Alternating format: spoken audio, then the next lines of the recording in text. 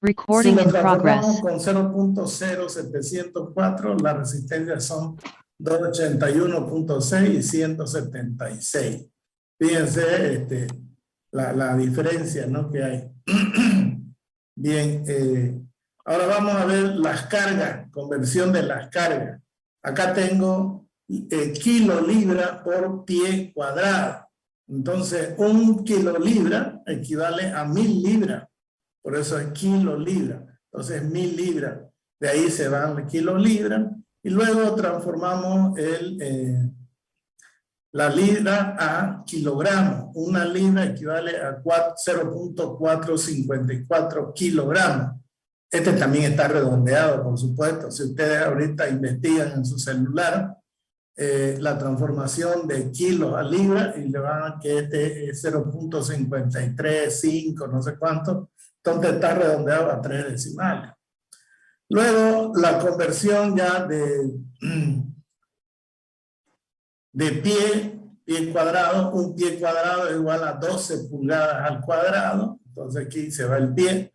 Y una pulgada equivale a 0.0254 al cuadrado metros cuadrados. También ya está transformado. Si simplificamos las unidades nos quedan en kilogramos por metro cuadrado. El factor de conversión entonces de 1 kilogramo por pie cuadrado es 4.886.31 kilos por metro.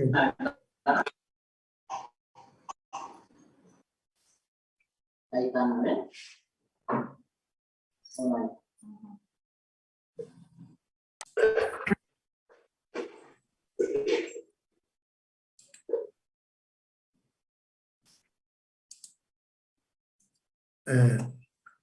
En otra que molesten así, estén descuidados ustedes, los voy a retirar de la clase, ¿ya? Por esta vez le estoy silenciando su micrófono a Butrón, que estaba hablando, no sé qué hablaba, con quién hablaba.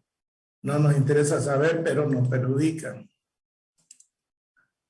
Bien, entonces la carga para transformar a kilo, 1 kilolibra por pie, su factor de transformación es 4.886.81, 5 kilos por metro cuadrado. Si quiero transformarlo a tonelada por metro cuadrado, bueno, divido esto entre 1000 y me queda 4.8868 toneladas por metro cuadrado. Esos serían los factores de conversión, entonces aquí se los he preparado ya para no perder tiempo. Ahora, si hablamos de peso, peso unitario, peso específico, va a estar en el sistema inglés en libra por pie cuadrado. Entonces acá tengo 1 libra equivale a 0.454 kilos, luego un pie equivale a 12 pulgadas, lo elevo al cuadrado, o bien al cubo, la pulgada, y los pies, entonces tengo la transformación. Y por último, 1 pulgada equivale a 0.0254 al cubo metro cúbico, una pulgada cúbica. Haciendo operaciones, aquí me queda 16.32859 kilos por metro cúbico. Este sería el factor de transformación. Ya 1 libra por pie cúbico equivale a 16.032.856 kilos por metro cuadrado. Ese sería el factor de transformación. Aquí ya tengo el resumen. Ahora, el peso del hormigón se adopta en ACI 145 libras por pie cúbico. Si lo multiplico por el factor de conversión, esto me da 2.320.76 kilos por metro cúbico. Pero ya hemos dicho de que ACI nos recomienda que redondeemos a 2.320 kilos por metro cúbico. Entonces, muy bien. Ahora vamos a ver la conversión del sistema inglés al sistema internacional de medida. Ustedes podrían ir sacando fotos cada que vamos viendo una y repasarlo en su casa, ¿no? Ya eso depende de ustedes. Tengo la tensión entonces en libra por pulgada cuadrada. Vamos a transformar a megapascal, libra. Entonces primero transformamos a kilo, 1 libra a kilo, lo transformamos. Y luego 1 pulgada lo transformamos a centímetro cuadrado. ¿Listo? Y me queda entonces, de pie, pulgada cuadrada se va, me queda en centímetros, esta libra se va, me queda en kilos por centímetro. Ahora tengo que transformarlo. La tensión en el sistema internacional se mide en megapascal. Entonces voy a transformar un kilo, porque ya aquí me está quedando el kilo, un kilo equivale a 9.807 newton. Muchos nos hemos acostumbrado a redondearlo a 9.81. También, si quieren, lo redondea, pero va a salir el factor muy redondeado. Si buscan también en internet un kilo a cuántos newtons, y van a ver que sale 9.80665. Más bien este está redondeado a 3 decimales. Bien, me queda entonces la fuerza, me queda en newton, este kilo se va. Y ahora voy a convertir los centímetros cuadrados a milímetros cuadrados. Voy a hacer un centímetro cuadrado equivale a 10 al cuadrado milímetros al cuadrado. Por lo tanto, aquí al hacer operaciones con todos los factores que me queda, me da 0.0069012. Este sería el factor de conversión. Muchos lo toman como 0.007. También, ¿no? Redondeado. Así que si ven eso o esto, ustedes ya saben el factor de conversión. Entonces, una libra por pulgada cuadrada equivale a 0.0069012 newton por milímetro cuadrado, que este es un megapascal. Y aquí lo he colocado, 0.0069012 megapascal. Ahí estaría entonces la transformación. Para que nos acordemos, el factor de transformación, el de libra a kilo por centímetro cuadrado es 0.0704, ¿no? Yo trabajo con este. Y para transformarlo al sistema internacional, yo trabajo con 0.069. O sea, con 4 decimales trabajo los factores de conversión. Entonces ahí tenemos. Luego las cargas. Las cargas vienen en kilolibra por pie cuadrado. Lo tengo que transformar a kilonewton por metro cuadrado. Esa es la unidad que se maneja en el sistema internacional de medida. Entonces transformamos igual aquí un kilolibra equivale a 1000 libras. Una libra equivale a 0.454 kilos. Un pie cuadrado equivale a 12 pulgadas. 12 al cuadrado, pulgadas al cuadrado. Y luego transformamos una pulgada equivale a 2.54 centímetros, lo divido entre 100, me queda 0.0254 y lo elevo al cuadrado, ¿no? Tanto el coeficiente como la unidad, y me quedan en metros cuadrados. Por último, el kilo, un kilo equivale a 9.807 newton, ¿no? Y comienzo, un kilonewton, porque viene expresada en kilonewton, un kilonewton equivale a 1000 newton. Entonces comienzo a hacer operaciones con los coeficientes y el factor de conversión entonces de libra por pie cuadrado a kilonewton por metro cuadrado es 47.92, 49.979. Ese sería el factor de conversión. Entonces podemos tomar redondeado a 4 decimales, eso podría, como se redondea, quedaría 925. 47.925 a 4 decimales. Es suficiente, ¿no? Con 4 decimales. Luego, carga viva de domicilio, por ejemplo, es 200 kilos por metro cuadrado. Entonces, ¿a cuánto equivale este en kilonewton por metro cuadrado? Comienza un kilogramo, es 9.807 newton, y un kilonewton equivale a 1000 newton.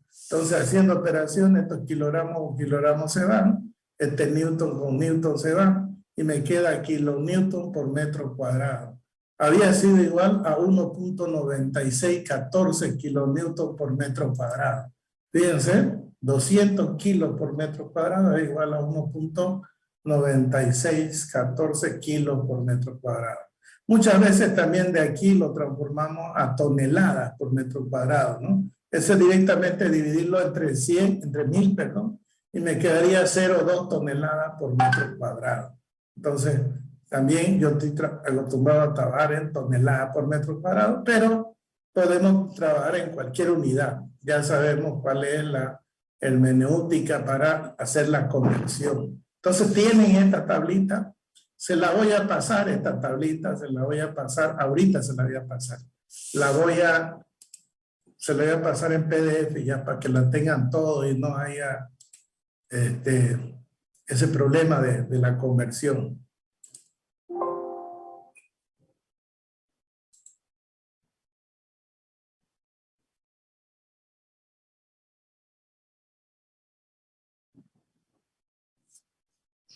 Le vamos a poner factores de conversión.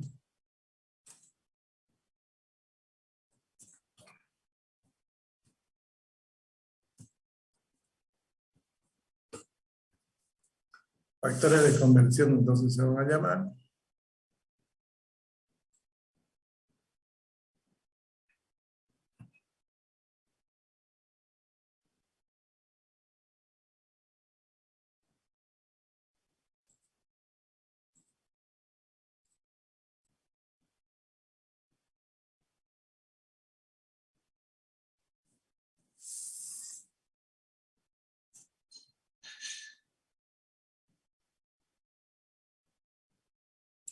Bien, se ha detenido compartir pantalla, pero es por lo que hice en la conversión. Ahorita se lo paso al grupo.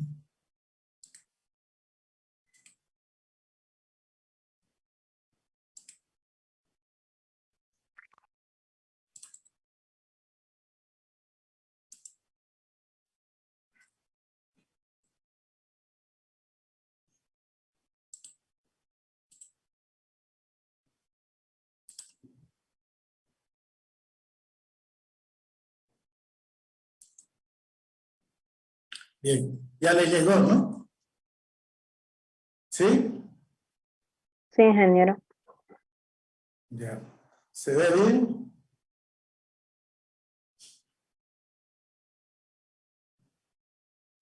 Sí, se ve. Se ve, ingeniero.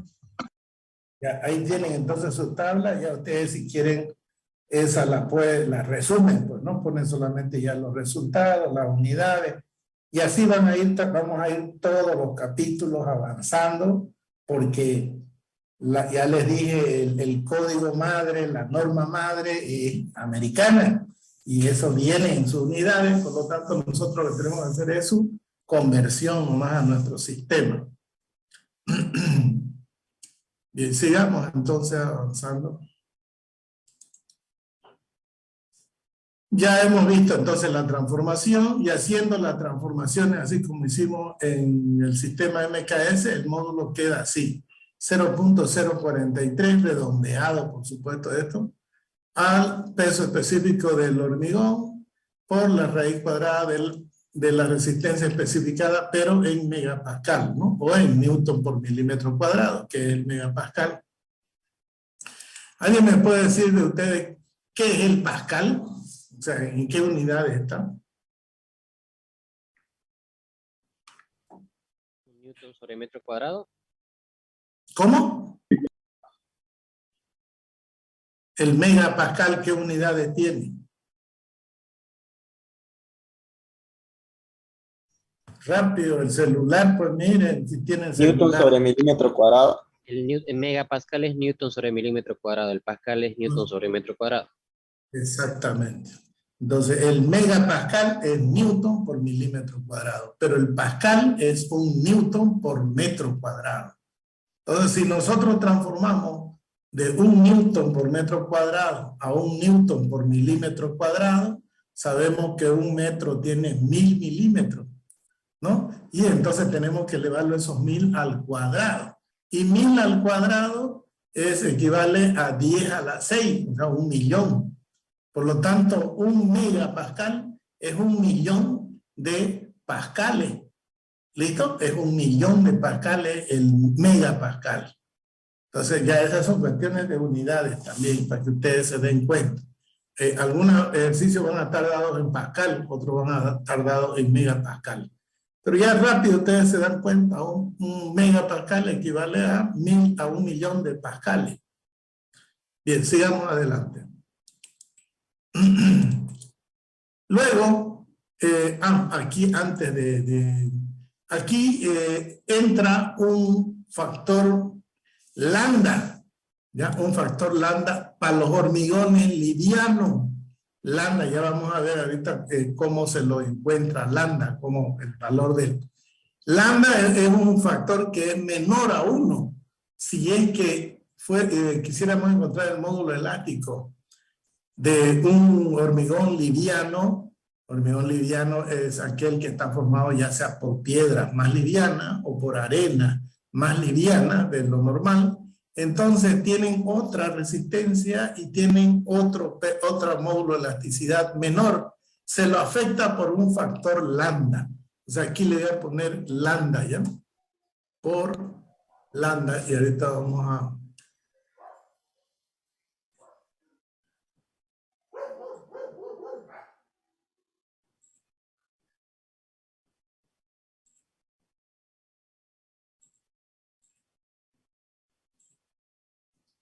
Vamos a poner lambda.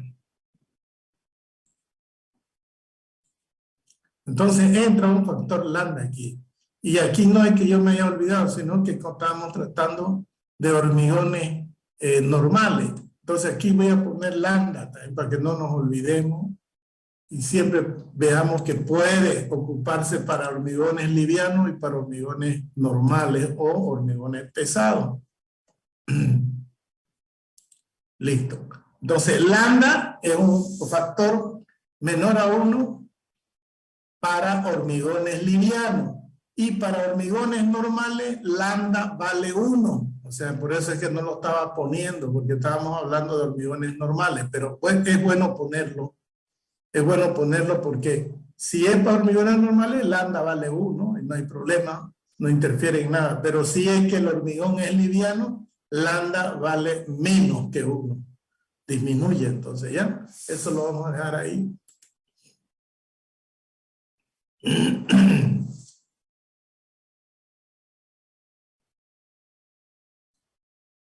Bien, pasemos a la siguiente.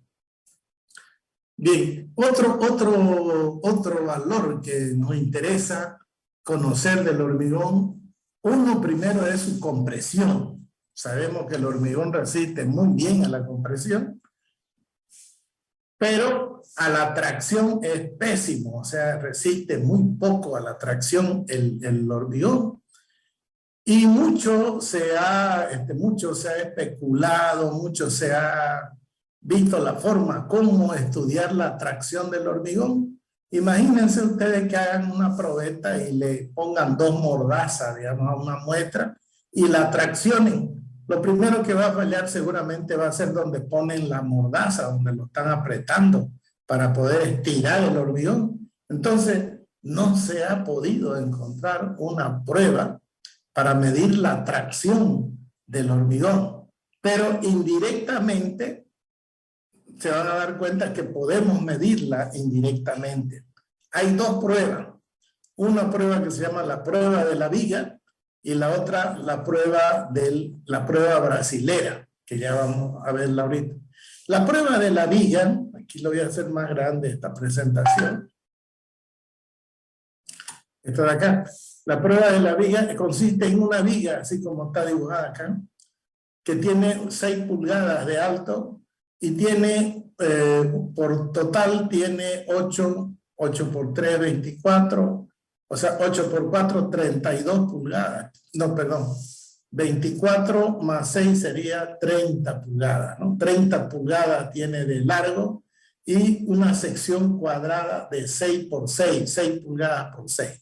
Sabemos nosotros que 6 pulgadas es 15 centímetros, ¿no? Aproximadamente 15 centímetros. Entonces, es una viguita de 15 por 15 y tiene 30 pulgadas. 30 pulgadas es 60 centímetros, ¿no? A ver, veamos. 30 pulgadas. Cambié mi reloj, mi teléfono. Bueno, aquí tenemos una, sería 30 por 2. 75. Son 76, ¿no? 76 centímetros. 76 centímetros serían las 30 pulgadas. Bien, está dividida de esta manera. 3 pulgadas, hay un apoyo metálico acá, ¿no? Así que de esta forma. Y acá otro apoyo a 3 pulgadas del borde. Luego nos quedan 24 pulgadas, la dividimos entre 8, o sea, en 3 partes iguales. Y luego la máquina viene, la prensa hidráulica viene y aplica acá una fuerza, ¿no? Aplican igual unos elementos de acero, igual que estos de acá, vienen y le aplican. Por lo tanto, la máquina nos va a dar una lectura de la fuerza que está aplicando. Nos va dando una lectura. Y evidentemente esa lectura tendríamos que dividirla entre 2 porque está llegando a 2 puntos de la probeta. Y tenemos acá, la prueba, aplicamos la fuerza, aplicamos hasta que rompe la probeta. Pero analizando el diagrama de esfuerzo, tenemos el esfuerzo del momento flector, ¿no? Aquí hay momento y luego se mantiene constante el momento acá, ¿no? Y otra vez aquí varía, porque son 2 cargas puntuales. Y el diagrama de esfuerzo cortante, fíjense, P medio viene constante y acá otra vez P medio y aquí se vuelve 0. O sea, quiere decir que no hay corte acá. Y otra vez vuelve la carga P medio y bueno, cierra acá, se equilibra. Este sería su diagrama de corte. Por lo tanto, este punto de acá está con flexión simple, flexión pura, ¿no? Y al haber flexión pura, entonces acá en la parte de abajo, la fibra de abajo está traccionada y la fibra superior está comprimida. Y lo que nosotros queremos ver es cuánto es lo que resiste la viga a la tracción. Esta viga está sin armadura, solamente de hormigón. Y llega el momento entonces en que falla. Al fallar, al romper la probeta, la máquina se para y nos da la lectura de la fuerza. Entonces, nosotros sabemos por resistencia material que la tensión es igual al momento sobre el módulo resistente de la sección, ¿no? Y el módulo resistente es igual a la inercia dividido entre la distancia entre el eje neutro a la fibra más alejada. En el caso de este, a la fibra inferior donde rompe, ¿no? Y en ese momento, entonces, si encontramos este momento, sabemos la distancia del eje neutro a la fibra más alejada, ¿no? Que vendría a ser I, nosotros podemos encontrar la tensión, ¿no? A la que fue, o sea, la tensión la cual provocó la rotura de la probeta. Veamos acá. Veamos aquí en esta parte de acá más abajo, tengo el momento por Y es la distancia del eje neutro a la fibra más alejada, el momento de inercia. Reemplazando entonces, el momento, ¿cuánto vale este momento de acá? Si nosotros tomamos momento en esta parte de acá, vamos a tener P medio por L tercio, ¿no es cierto? P medio por L tercio viene a ser P sobre L a la Z. Este sería el momento. P, ¿se dan cuenta, no? P medio es la fuerza, voy a tomar momento aquí donde ya el momento comienza a ser constante, me queda P medio por L tercio, entonces me queda P por L sobre 6, tendría que ser el momento. La distancia, como sabemos que es cuadrada, y esta distancia le llamaremos C, que vendría a ser 6 pulgadas, ¿no? Pero llamámoslo C, entonces la distancia sería C medio, entonces coloco la distancia C medio. El momento de inercia va a ser C base por altura al cubo sobre 12, C por C cubo sobre 12. Haciendo operaciones, la fuerza, o sea, la tensión de rotura quedará igual a P por L sobre C al cubo. Esta sería la fórmula que podíamos encontrar si yo leo la fuerza de la prensa donde rompió, que se queda ahí paralizado ese valor, ¿no? Que leo este valor, tengo L que vale, en este caso sería 24 pulgadas a la luz de cálculo, dividido entre C, C vendría a ser 6 pulgadas, entonces reemplazo y voy a tener la fuerza de rotura. La fuerza, la tensión de rotura se la llama F sub R, la tensión de rotura, y generalmente se la denomina como módulo de rotura, a F sub R, ¿ya? Módulo de rotura es la tensión de rotura de tracción de la probeta. Entonces, en otras palabras, también es la tensión de tracción a la cual, o sea, la cual resiste ese hormigón. Se pasa de esa tensión y ya rompe por tracción. Si es menor a esa tensión, entonces la viga puede trabajar sin armadura, o sea, puede resistir. ¿Me entienden, no? ¿Me entienden? Sí, ingeniero. Ya, muy bien. Entonces, ellos con muchas pruebas que han hecho llegaron a esta fórmula. Entonces, de esta fórmula que hemos demostrado acá, llegaron a esta fórmula de acá. Un factor 7.5 por lambda, igual ese lambda es para hormigones livianos. Para hormigones normal, lambda vale 1. Para hormigones livianos, vamos a ver que disminuye. Ahorita vamos a ver el estudio de lambda. Multiplicada por la raíz cuadrada de la tensión especificada del hormigón. La tensión especificada es la que yo quiero, la que yo busco. Por ejemplo, si yo estoy haciendo un diseño de un edificio, digo, bueno, este edificio yo lo voy a calcular con una tensión de 250 kilos por centímetro cuadrado. Entonces, esa para mí es la tensión especificada para el cálculo, para hacer todo el diseño. Entonces, de ahí yo comienzo a buscar ya cuál es la tensión media del laboratorio, cómo voy a hacer mi mezcla para obtener esa tensión especificada del hormigón. ¿Listo? Entonces, esa es la tensión especificada del hormigón. Y está esta en el sistema internacional. Entonces, esta sería la fórmula madre de ACI. De aquí, entonces, nosotros podemos convertir a sistema internacional. Por ejemplo, aquí está la conversión del sistema internacional. Fíjense, 7.5 por lambda, por la raíz cuadrada.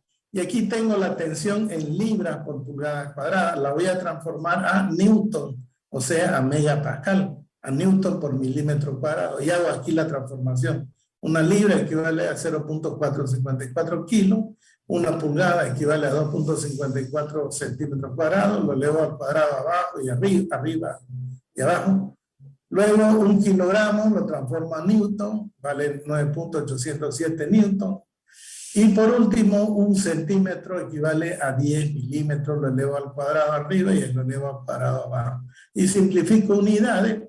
Y todo este factor, entonces, todos estos números que son constantes, hago operación y le saco la raíz cuadrada y lo multiplico por 7.5.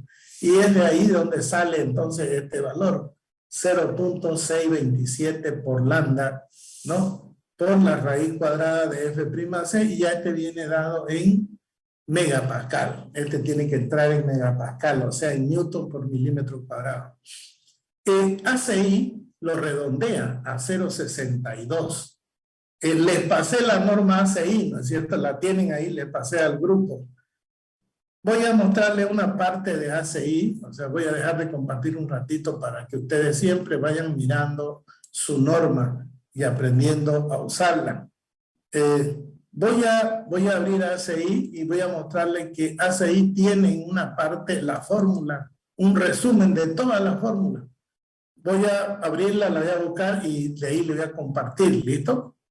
Está al final, es un apéndice.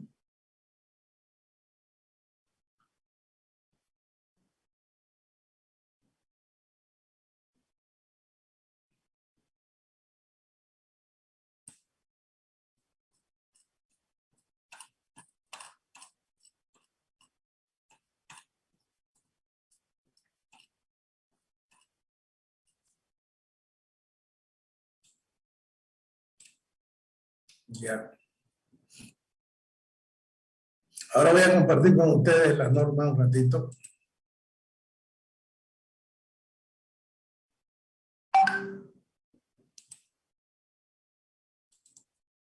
Esta es la norma, ya estoy ya en la hoja donde está la fórmula. Bien, en este apéndice, ahorita vamos a entrar al comienzo del apéndice. En el apéndice D, está, pueden anotarse, está en la página 541. en la página 541 del PDF que le he pasado. Aquí están, fíjense, Sistema Internacional de Medida, están el megapascal, sistema MKS, está en kilogramos fuerza sobre centímetro cuadrado, y en la tercera columna está el sistema de unidades usuales en USA, o sea, en América, ¿no? Está en libras por pulgada cuadrada. Y aquí comienza a convertir primero, por ejemplo, los megapascal a kilogramo fuerza y a libras por pulgada cuadrada. Entonces hay una tabla más o menos y ahí ustedes se van a dar cuenta qué factor es el que utilizan. Luego tienen todos los factores, por ejemplo, de esta fórmula 0,301, la raíz cuadrada en megapascal, o sea, 0,313 por raíz cuadrada equivale a la raíz cuadrada en kilogramos centímetros, o equivale a 3,77 en libras por pulgada cuadrada. No sé si lo ven o lo harán nomás. Ahí estaría bien, ¿no? Bien. Y ahí me va dando la fórmula, me va dando el capítulo, fíjense, el capítulo, y me va dando la fórmula que va convirtiendo él de un sistema a otro sistema. Bien, lamentablemente no está nuestra fórmula que queríamos, de la fórmula de los capítulos 1, 2, 3, no hay. Desde el capítulo 6, si comienza, fíjense, el 7, y están los índices donde las fórmulas se utilizan entonces en los tres sistemas. La conversión capítulo 8 es corte, aquí está, ¿no? Capítulo 9 comienza a entrar a la parte de columna, ¿no? Y están toditos en las diferentes unidades, entonces ustedes pueden ir y ver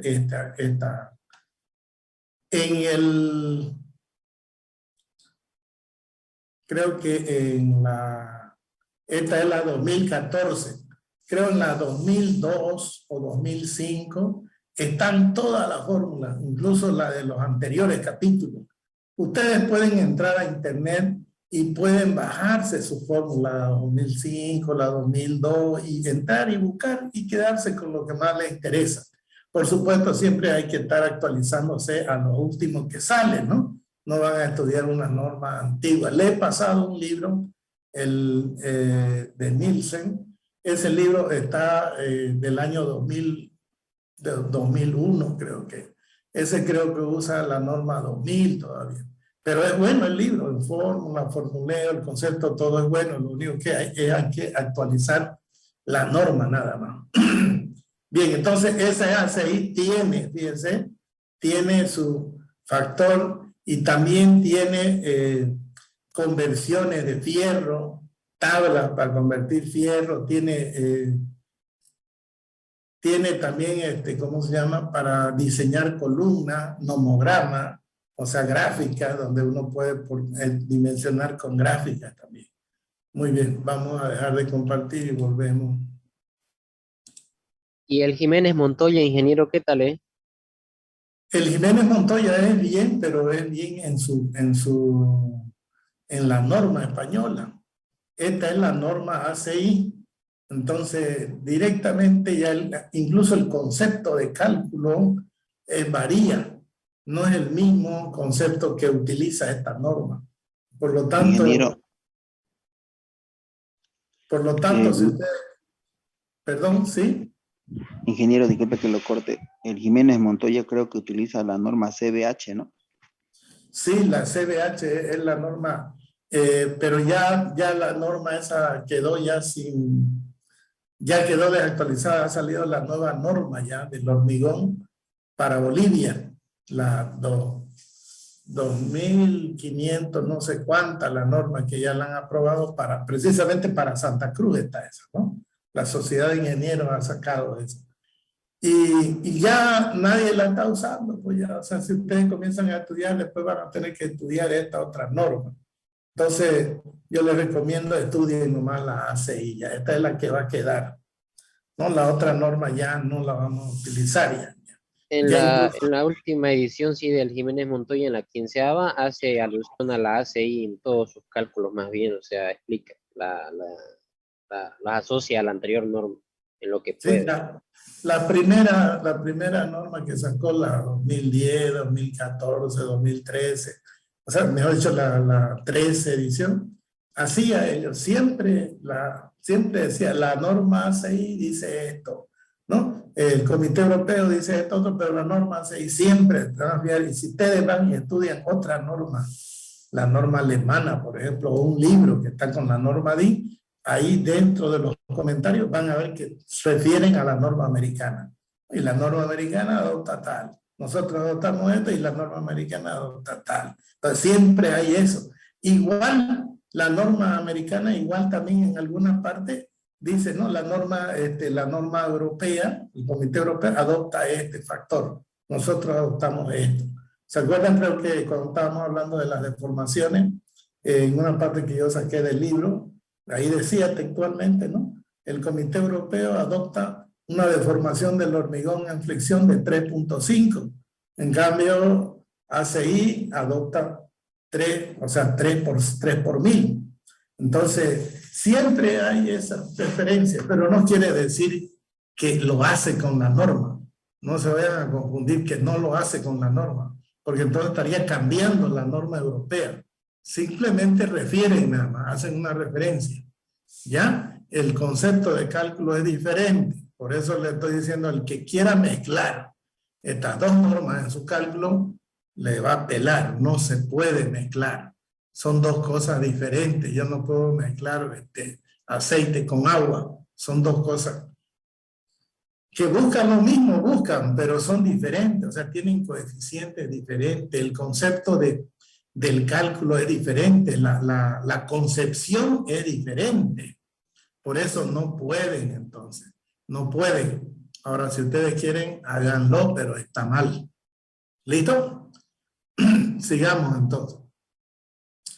Una vez que yo he hecho la transformación de unidades, el módulo de rotura ya en el sistema internacional quedaría como 0.62 veces lambda por la raíz cuadrada de la tensión especificada, donde la tensión especificada entra en megapascal. ¿Listo? Y la tensión de rotura, o el módulo de rotura, también me va a dar en megapascal. ¿Listo? El resultado me va a dar en megapascal. Y ese resultado me va a decir cuál es la tensión máxima de rotura a tracción de un elemento de hormigón. Entonces, eso significa el módulo de rotura. Es la tensión máxima la cual aguanta el hormigón. De ahí para adelante se fisura ya. Al traccionarse ya comienza a fisurarse, se comienza a desprender. En el sistema MKS, tenemos también la transformación acá abajo, tengo 7.5 por lambda por la raíz cuadrada, y hago la conversión de unidades también acá. Me quedan estas constantes, le saco raíz cuadrada de esa constante y la multiplico por 7.5 y me queda 1.989 veces lambda por la raíz cuadrada de la tensión especificada, donde la tensión especificada me queda en kilo por centímetro cuadrado. ¿Listo? La norma ACI lo redondea esto a 2. La norma lo redondea a 2, entonces acá ya me queda en 2 veces lambda por la raíz cuadrada. Para que vean ustedes, entonces, ahí tenemos el módulo de rotura en las 3 unidades. En el sistema inglés, en el sistema internacional de medida, SI, y en el sistema MKS, ¿no? Los valores también. Entonces ustedes van, a la medida que vamos avanzando, van haciendo su formulario, así como el que vimos que tiene la ACI, ¿no? En sistema internacional, MKS y el sistema inglés. Así tranquilamente con un formulario ustedes pueden trabajar tranquilamente en cualquiera de las 3 unidades. Bien, sigamos adelante.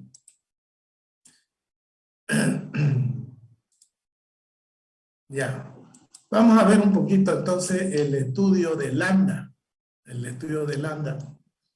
Dice aquí, ¿no? Para concreto de peso normal y para concreto que tienen agregado fino de peso normal también, ¿no? Y una mezcla de agregado fino y agregado peso de peso normal, lambda vale 1.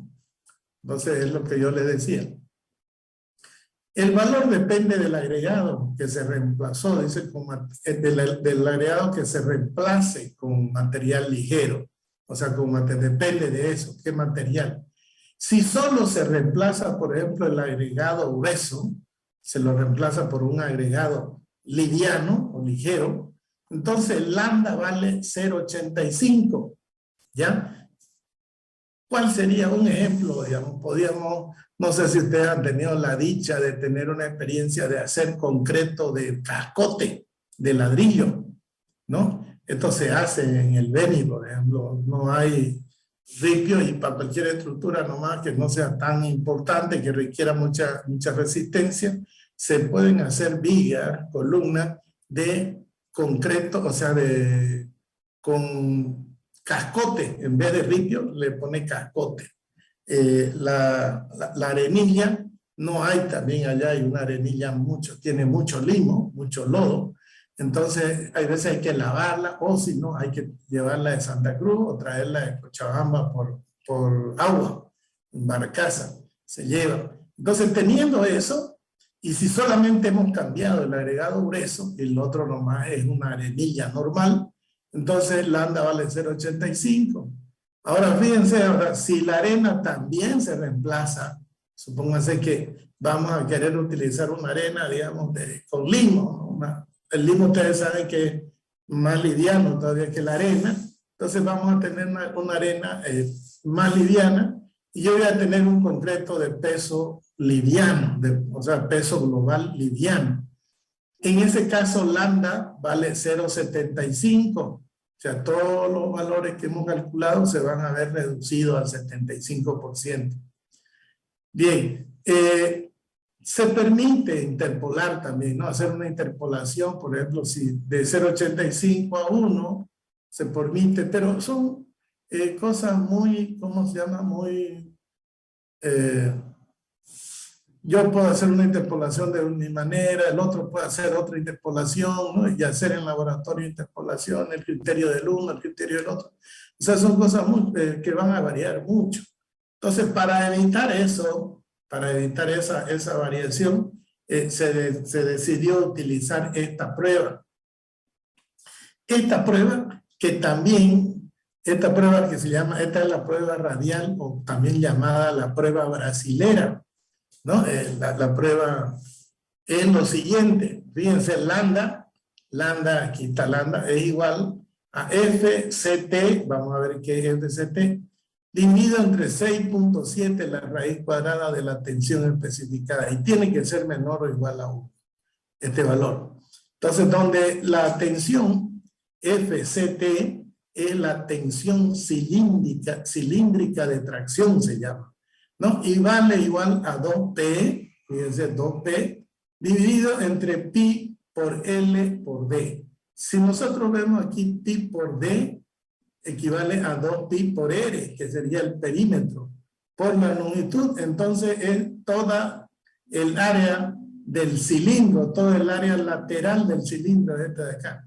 2P sobre todo el área lateral me va a dar la tensión de tracción radial, porque al apretarlo y romper la probeta se comienza a fisurar, a veces se parte por acá o a veces revienta por uno, pues ya cuando comenzó se para la prueba, se lee la fuerza P, ¿no? Como tenemos conocido el diámetro, la longitud de la probeta 30 centímetros, el diámetro es 15, pi es una constante, nosotros podemos encontrar esta resistencia, ¿no? Y lo dividimos. Pero esta fórmula está en el sistema inglés, donde esta entra en libras por pulgada cuadrada y esta también entra en libras por pulgada cuadrada. Entonces, así se hace. Si yo quiero transformar, tengo que transformar esto a cualquier otro sistema, ¿no? A MKS y este MKS, o a megapascal y este megapascal también.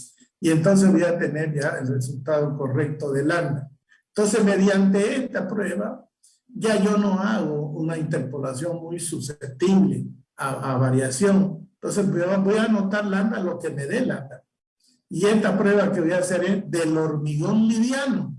No va a ser de un hormigón normal, es del hormigón que yo quiera encontrar el valor de lambda. O sea, si es que con capote, si es que con una arenilla muy fina, ¿no? Que tiene mezcla de limo. Entonces mezclo, hago mi probeta y encuentro mi lambda. ¿Listo? Lambda, lo único sí que lambda no puede ser menos de 0,75.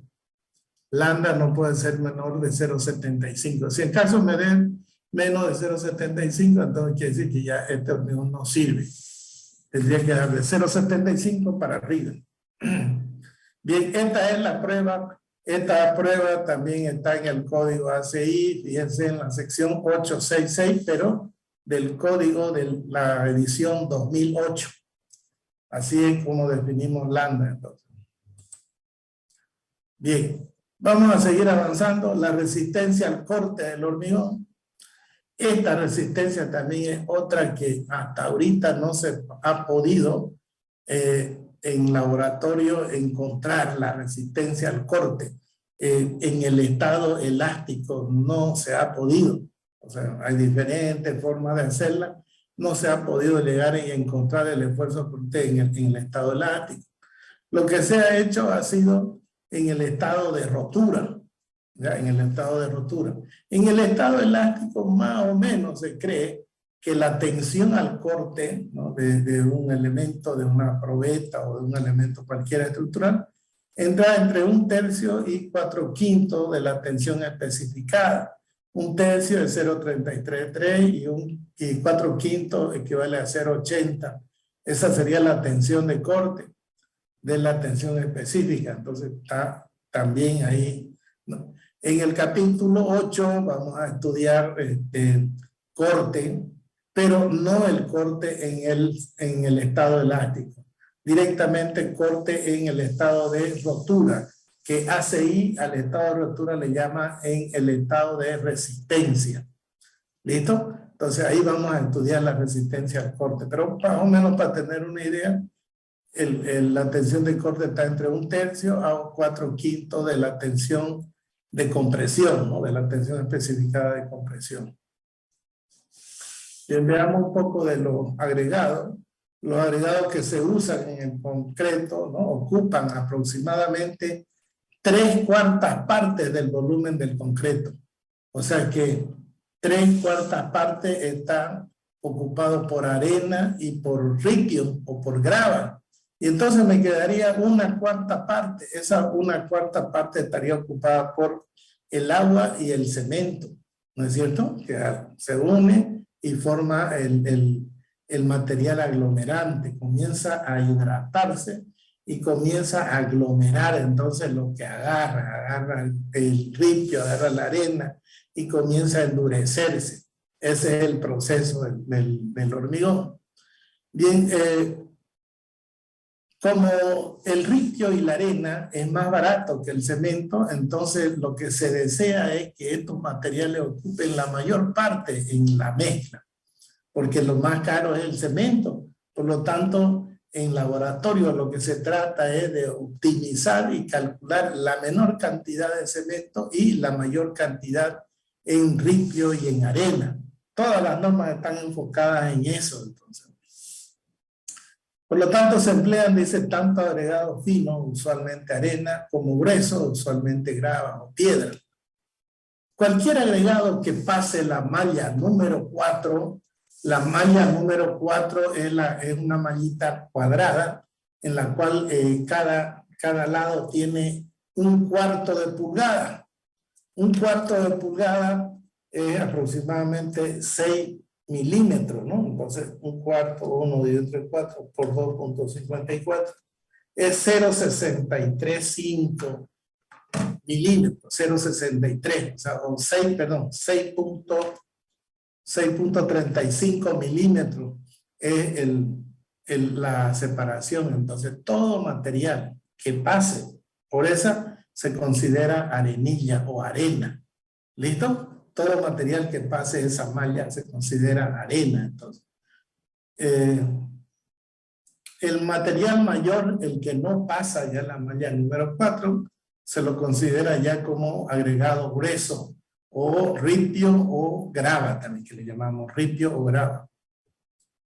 Bien, los tamaños máximos de los agregados que pueden usarse en el concreto reforzado están especificados, dice, en la sección 332 del código ACI. En este caso está hablando del código del 2008.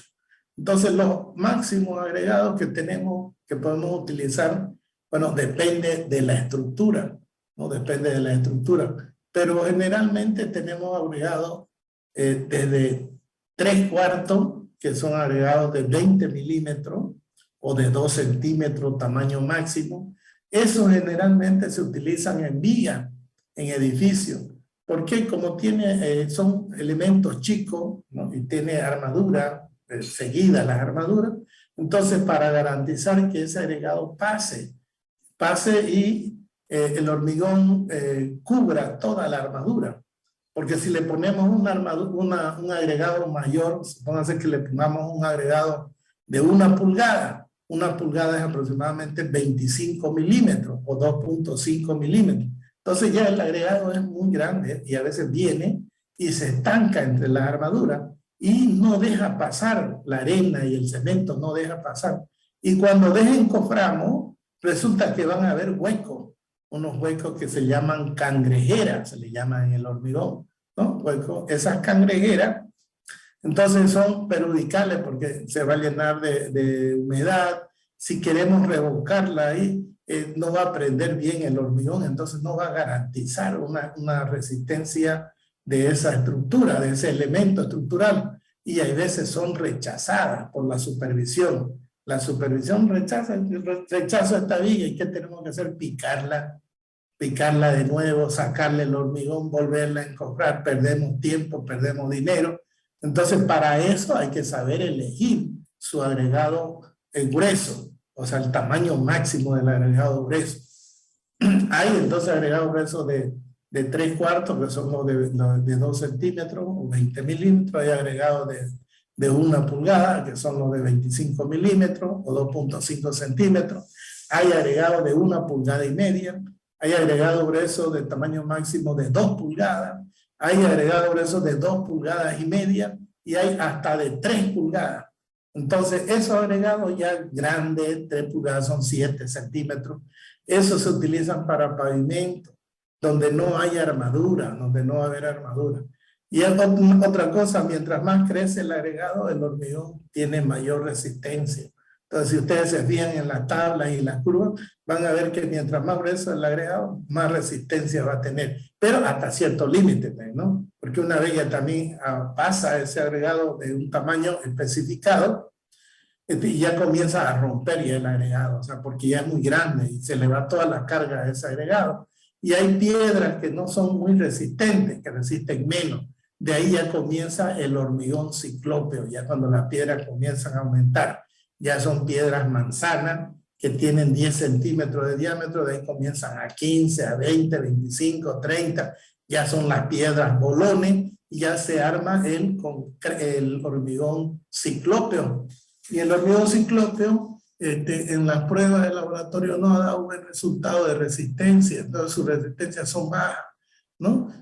Por eso es que en el cálculo, así, el cálculo empírico rápido, se toma como 150 y 100 o 150 de resistencia para el hormigón ciclópeo. Una, porque la piedra, digamos, no va a resistir mucho, y otra porque el hormigón con el que se combina esas piedras también no son hormigones muy resistentes, porque se ha visto en la práctica que si yo le pongo, por ejemplo, un hormigón de 250 kilos por centímetro cuadrado a un hormigón ciclópeo y hago pruebas, las piedras rompen primero y el hormigón va a quedar duro. Entonces no conviene ponerle también un hormigón muy resistente. Y de ahí es que se pone hormigones de 180, 176 kilos por centímetro cuadrado a un hormigón ciclópeo.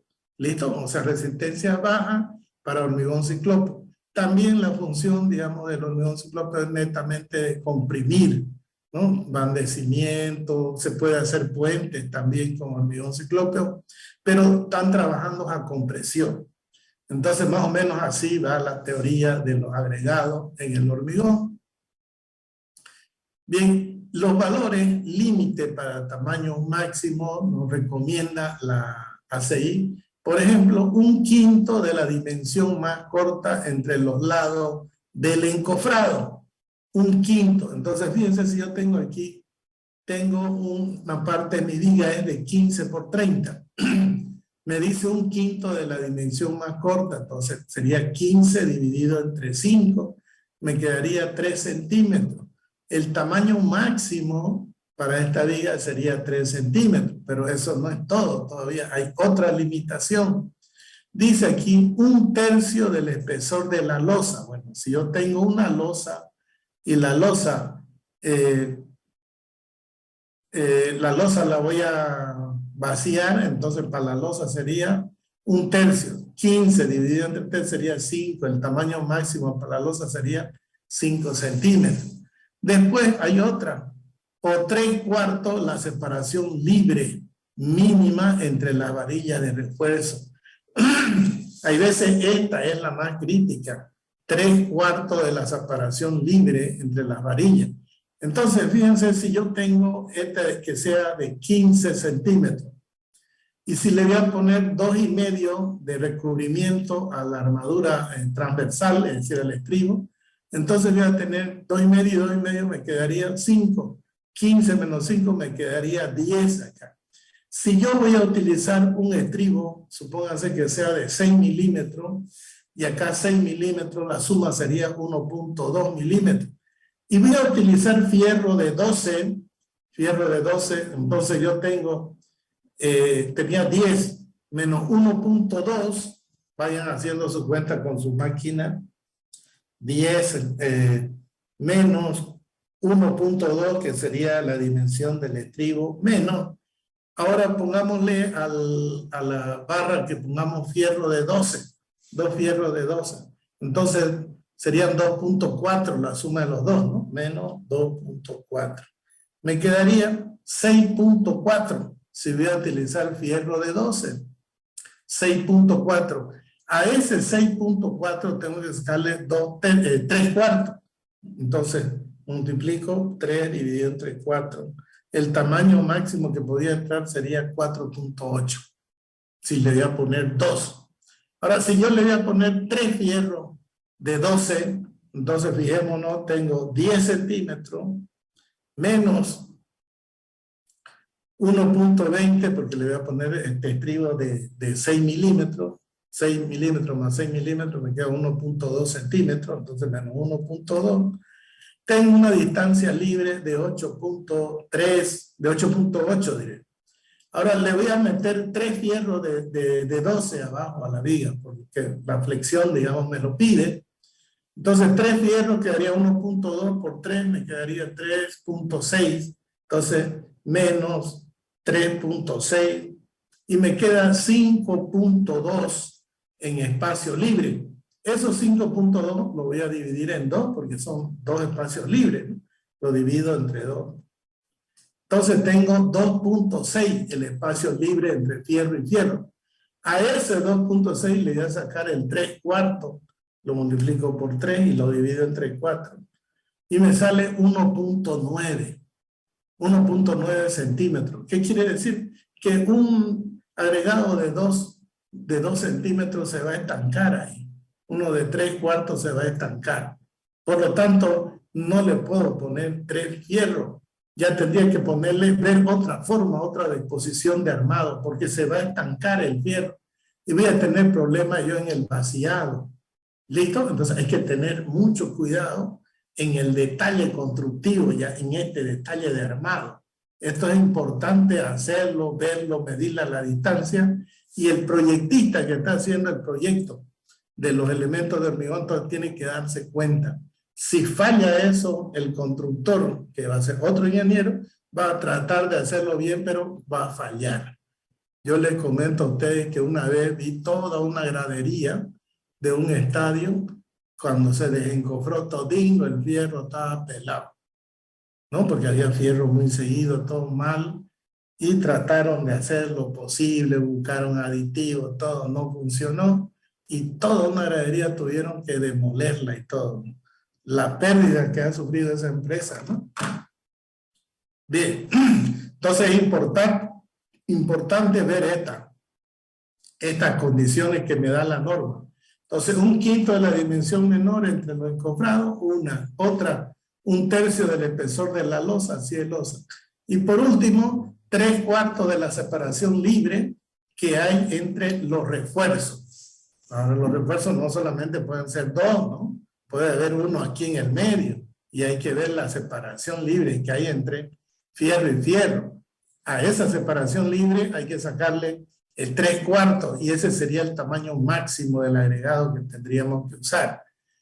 Por un lado. Por otro lado, tenemos nosotros que vibrar esta estructura. Y al vibrar esta estructura, lo que hay que tratar de evitar en la vibrada es, en lo posible, que el vibrador no choque mucho en las armaduras. Que pase, por ejemplo, bien, pero que no vaya y vibre ahí a la armadura. ¿Por qué? Porque vibra la armadura y todo el hormigón más grueso se comienza a concentrar y el más liviano comienza a quedarse arriba, ¿no? Y eso es un fenómeno que hace que el hormigón tampoco tenga buena resistencia, ¿ya? Hay que evitar eso. Entonces, por eso la vibración tiene que ser lo más normal en todo el elemento para que compacte normalmente y no haya esa conglomeración de agregado grueso, ¿no? Cuando lo vibro yo, todo el agregado grueso viene y se amontona ahí y el agregado fino se va para arriba y el agua y todo sale para arriba y queda el agregado grueso sin esa masa que lo aglomere.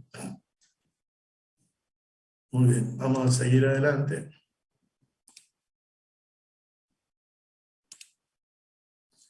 Bien, los agregados deben ser de buena resistencia, es decir, el agregado grueso más que todo tienen que provenir de piedras ígneas, de piedras.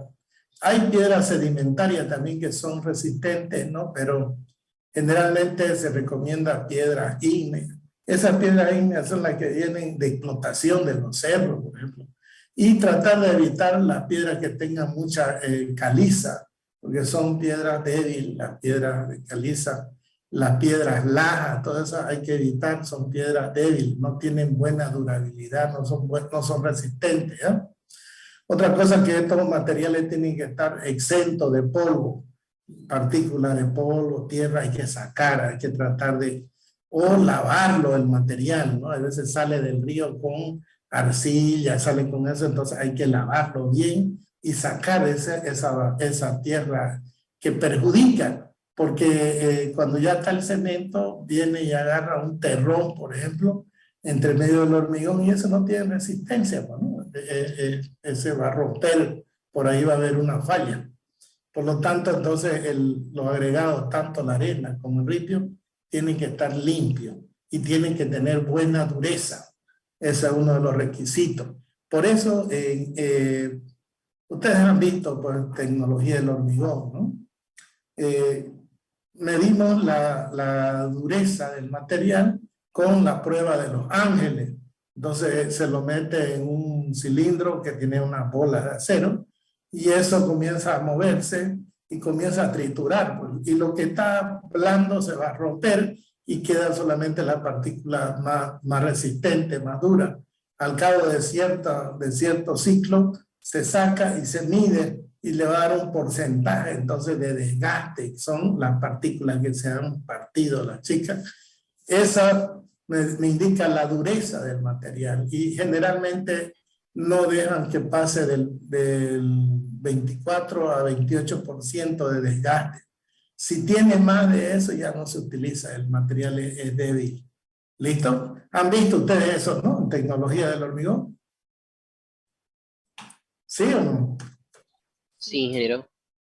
Ya, entonces tienen que repasar sus cuadernos, sus libros, todas esas cosas porque es importante. Todo lo que uno va aprendiendo se va utilizando más adelante.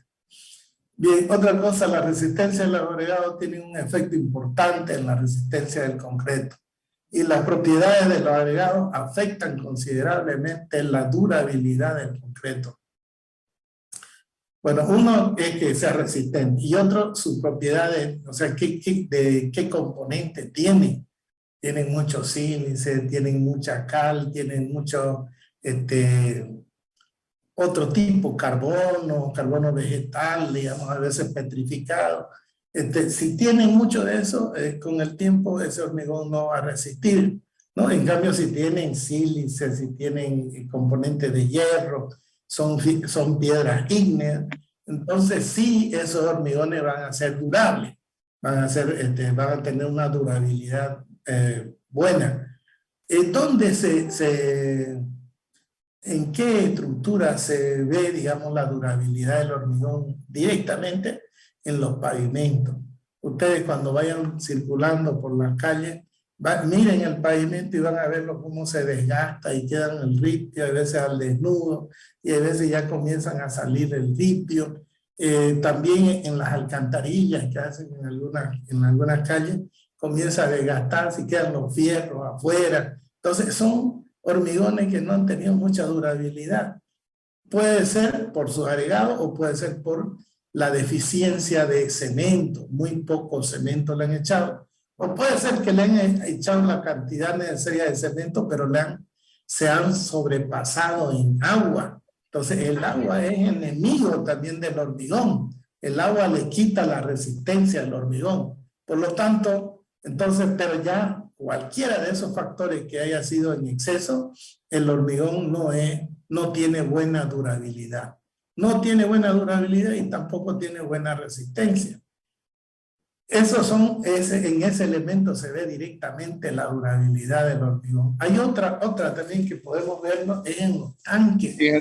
Ingeniero, buen día. Disculpe que lo moleste, te interrumpa. Sí. La vida útil de un pavimento, ¿cuántos años puede llegar a durar más o menos?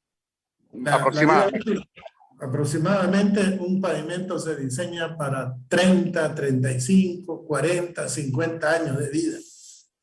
¿Ya? Pero aquí no duran ni 10, han visto ustedes cómo falta de supervisión, fiscalización. Entonces, esos pavimentos son económicos, son caros cuando uno lo invierte, pero tienen un periodo de duración grande y resulta que no aguantan.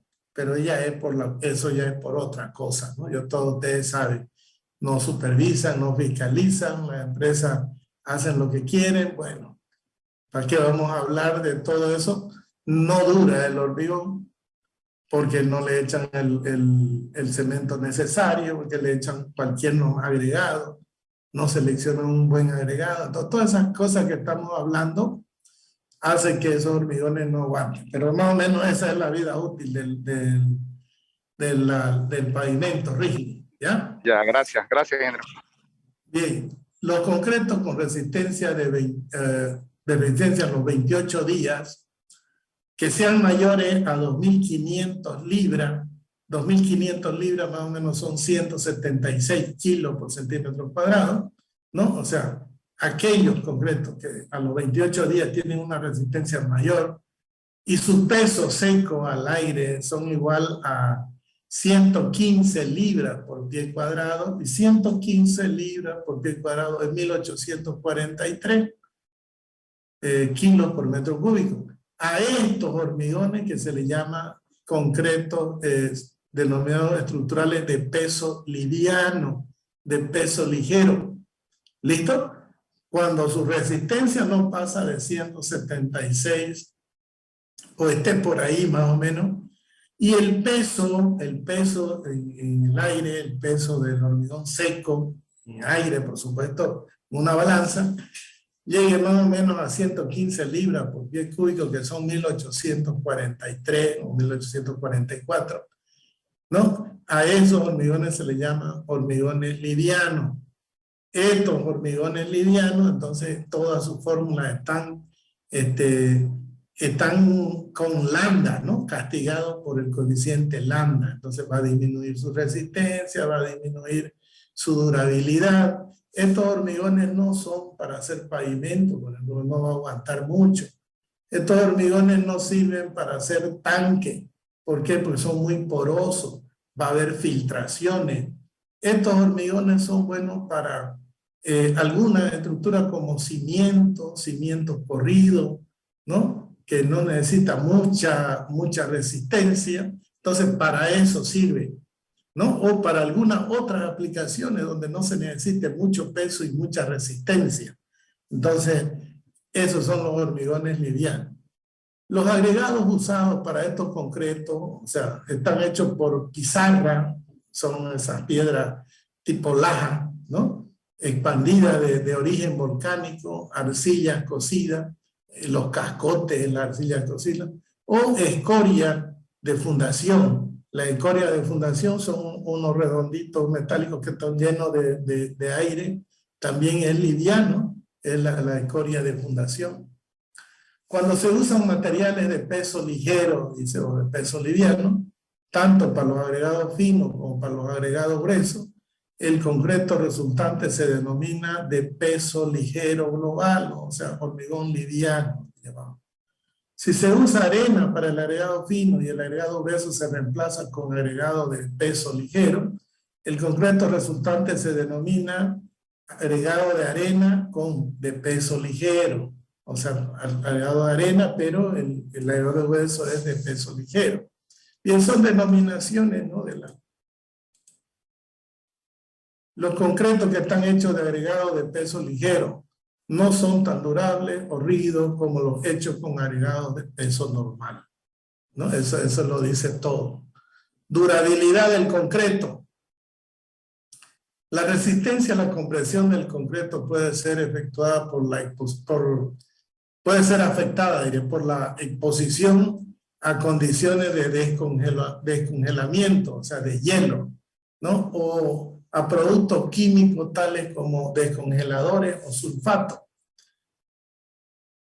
Cuando se hace concreto para cámara frigorífica, hay que tener mucho cuidado y la norma ACI recomienda la cantidad mínima de cemento que hay que ponerle a estas estructuras. ¿Por qué? Porque es dañino, o sea, el producto de congelamiento y descongelamiento daña, tiene mucho sulfato.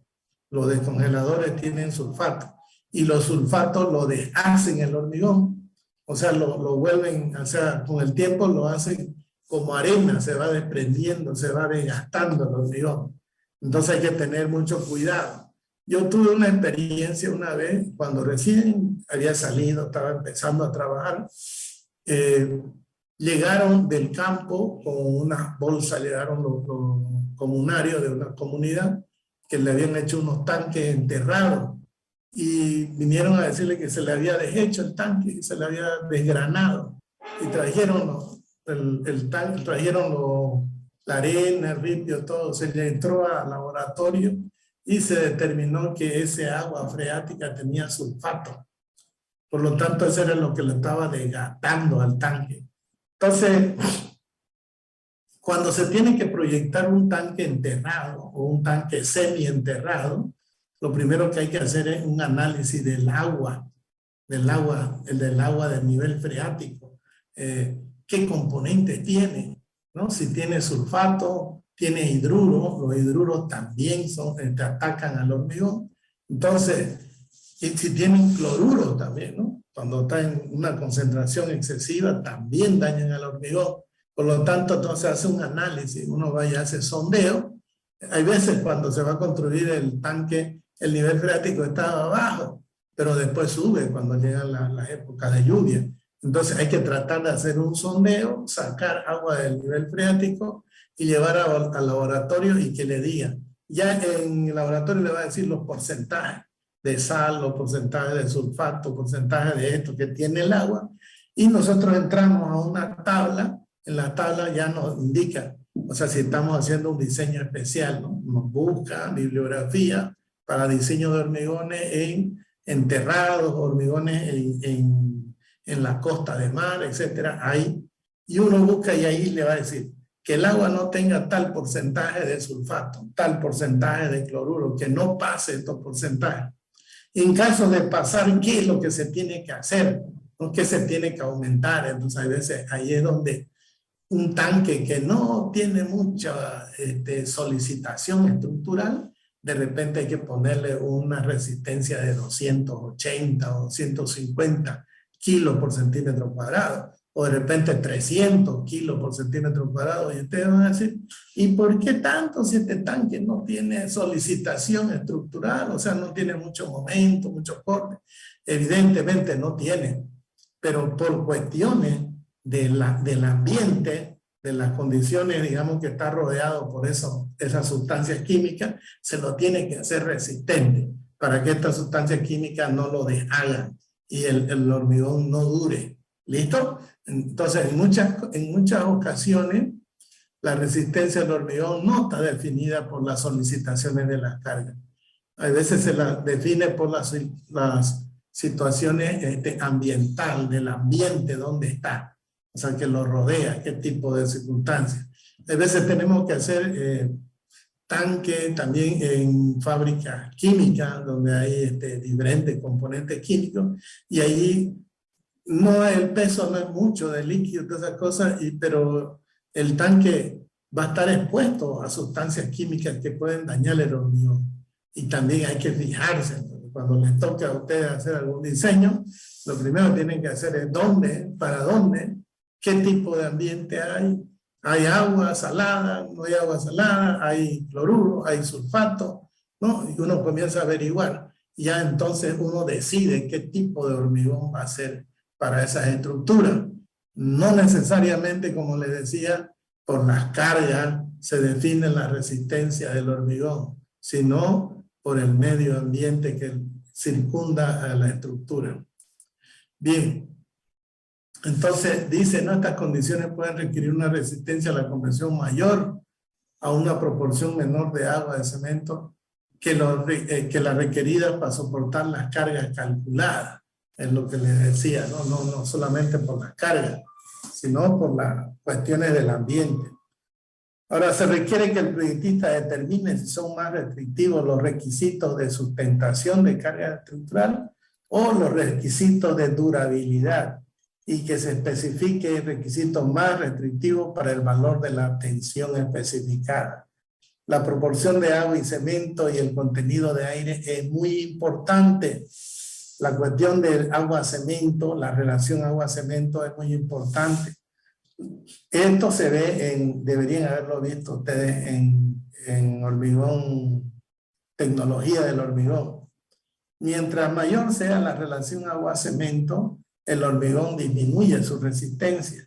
Por lo tanto, hay que tener mucho celo cuando se está mezclando el hormigón. Yo le voy a contar una anécdota que me pasó. Me fui a hacer un canal de hormigón ciclópeo en Camiri.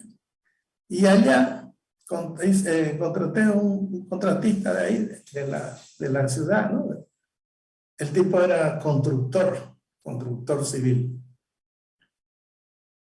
Y llevé un mixer, o sea, llevé el mixer ahí, estábamos trabajando, y mezclábamos, nosotros hacíamos en la planta, le metíamos la cantidad de diseño del hormigón, o sea, la cantidad de agua, de ripio y arena y cemento, pesado el peso, lo habíamos dosificado.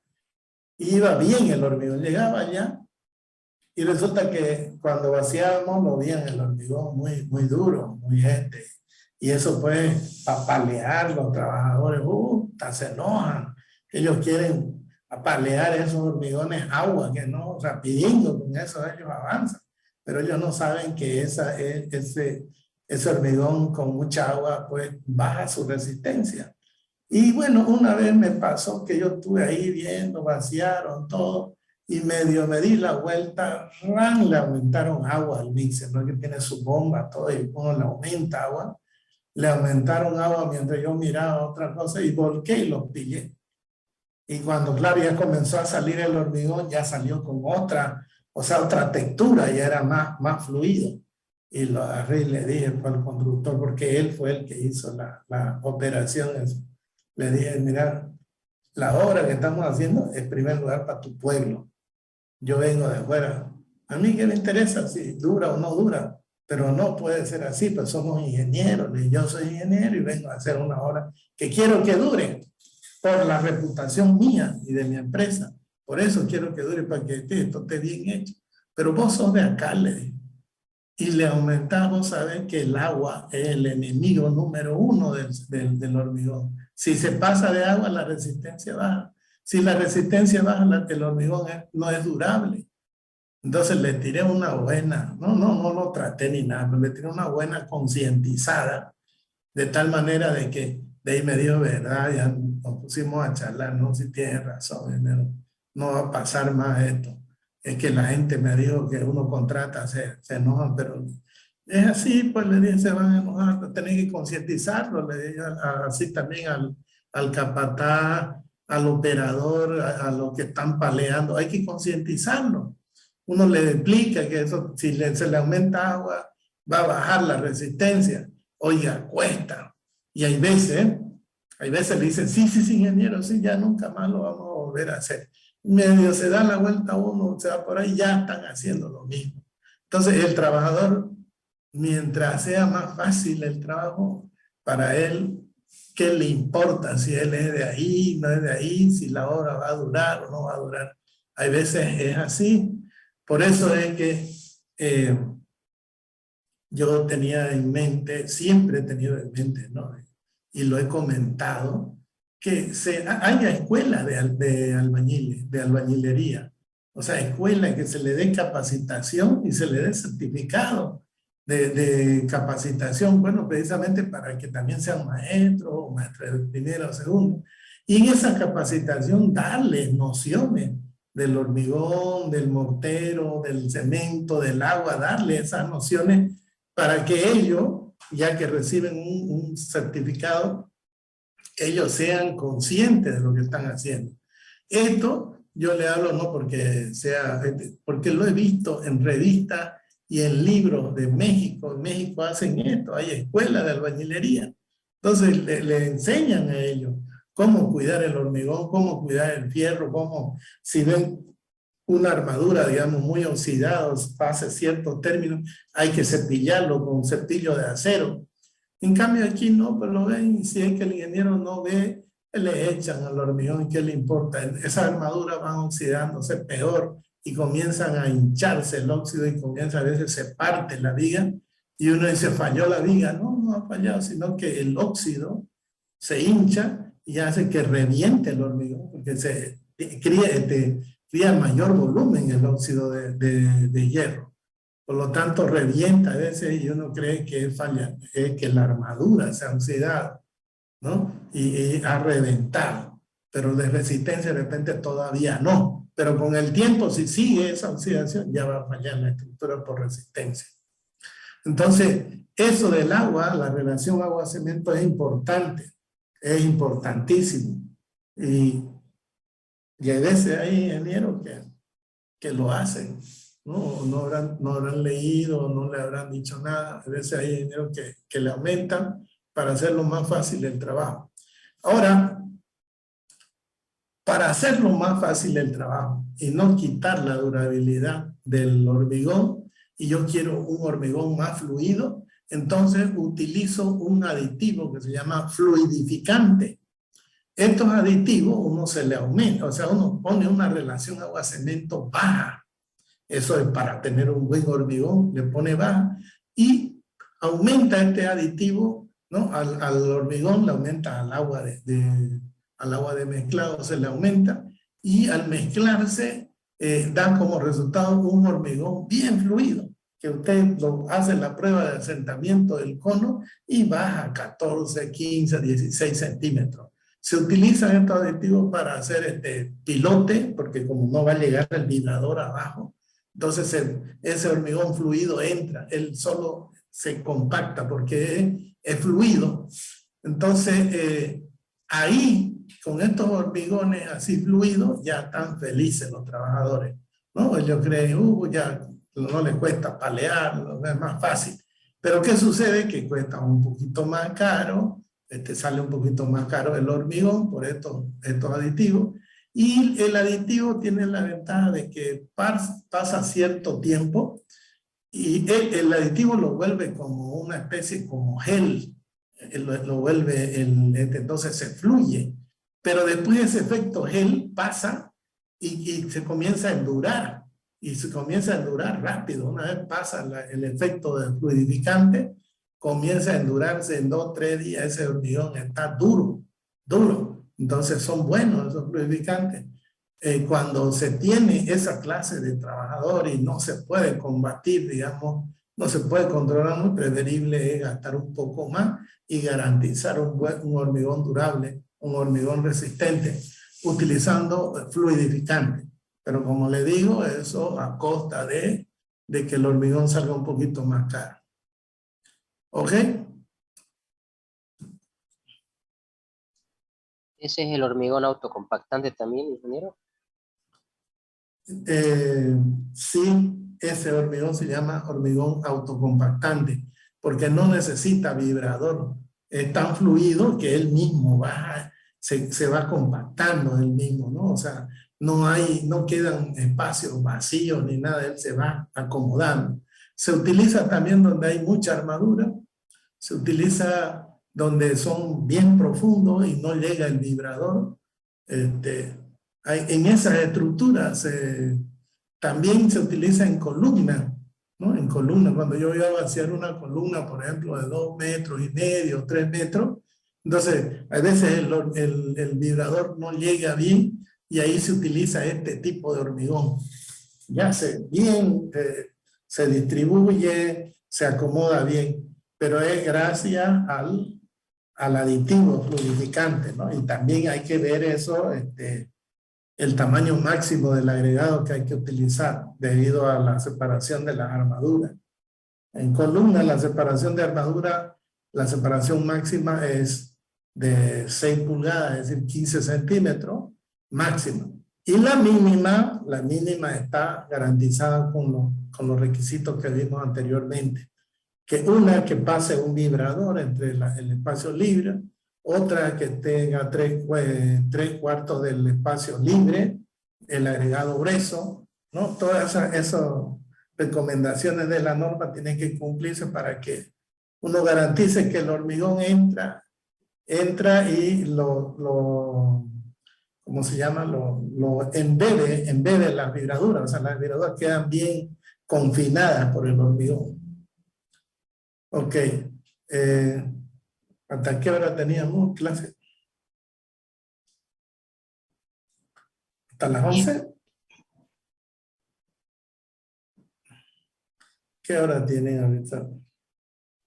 11 menos 5, ingeniero. Ya nos pasamos, ya, ¿no? Bien, vamos a dejarlo entonces los acero de refuerzo, vamos a dejarlo para la otra clase. En acero de refuerzo ya vamos a entrar a ver los fierros, o sea, el número 3, número 4, número 5, que ustedes han visto seguramente ¿cómo se llama? En este programa que utilizan el RAM Element, ¿no? Ustedes utilizan esa creo que para metálica, madera, todas esas cosas. Y ahí sale, ¿no? Número 3, número 4, no sé si han diseñado alguna vez alguna viga, han hecho un cálculo y le salen los números. Entonces vamos a hablar de eso, de los números, de los fierros, de la terminología, cómo hace y utiliza. Y vamos a hablar de nuestros fierros también, que podemos utilizarlos con la misma norma, pero que son diferentes a estos fierros, porque estos fierros no los tenemos acá. Por lo tanto, entonces vamos a utilizar los fierros que nosotros tenemos acá. Ya lo vamos a dejar entonces hoy día aquí. De ahí ya vamos a entrar poco a poco a hablar ya de cálculo. Pero primero vamos a hablar estamos hablando de los agregados, los ensayos, módulo de rotura, el módulo elástico, ¿no? Estamos hablando de todo eso. Ya una vez tengamos ese concepto, vamos a entrar a la parte de cálculo. Bien, si no hay preguntas, hoy día lo dejamos acá o tienen Ingeniero, alguna consulta. disculpe, para la exposición de mañana hay que hacer informe grupal. Sí, el informe grupal. Ahora le paso ¿cómo se llama? La clase de Classroom para que presenten su trabajo, ¿ya? Para que mañana ya tengan los trabajos y yo elija un grupo. El grupo comparte la pantalla, se presentan y exponen todos los miembros del grupo. ¿Qué investigó uno? ¿Qué investigó el otro? O sea, yo creo que se han repartido, ¿no? No todos van a hacer lo mismo, o sea que Yo le voy a hacer preguntas entonces a cada uno de los que haya investigado. Bien, ¿qué otra pregunta tienen?